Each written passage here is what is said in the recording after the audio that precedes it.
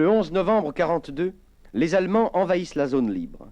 Le chef de la résistance appelle les Français à s'unir pour le combat.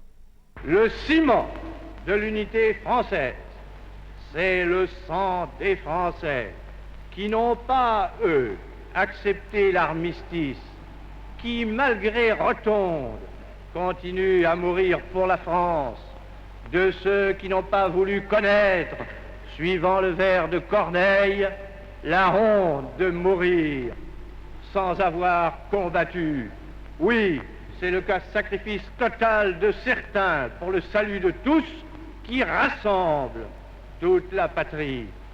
Soldats morts de Keren, Koufra, Mourzouk, Damas, Birakem, Hameimat, marins de nos navires coulés, Narval, Surcouf, Alice, Mimosa, Poulmic, Viking, chasseurs 8, aviateurs tués dans les ciels des batailles d'Angleterre, d'Orient, d'Afrique, volontaires françaises écrasés à votre poste, équipage de nos navires marchands détruits en service commandé, combattants de Saint-Nazaire tombés, le couteau à la main, fusillés de Nantes, de Paris, de Lille, de Bordeaux, de Strasbourg et d'ailleurs, c'est vous qui faites que la patrie est indivisible.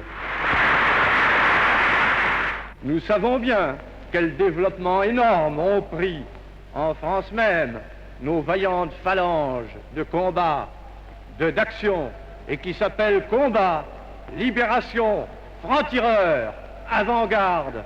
Nous connaissons le nombre immense des Français et des Françaises qui nous attendent avec ferveur.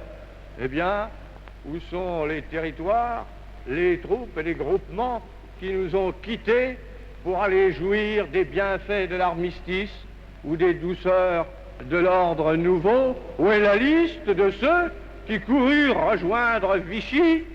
Et qui donc a accepté d'être fusillé pour confesser la collaboration? Et enfin, qui a troqué sa croix de Lorraine pour le portrait du maréchal? En vérité, tous les jours, la nation plébiscite la France combattante. C'est vers elle qu'elle se tourne, c'est en elle qu'elle se reconnaît, c'est d'elle seule qu'elle attend la direction de son combat. De même qu'ici, nous nous trouvons réunis, des milliers de Français, des milliers de Françaises, de tous les pays de chez nous, et dont la réunion donne comme une image de la patrie elle-même.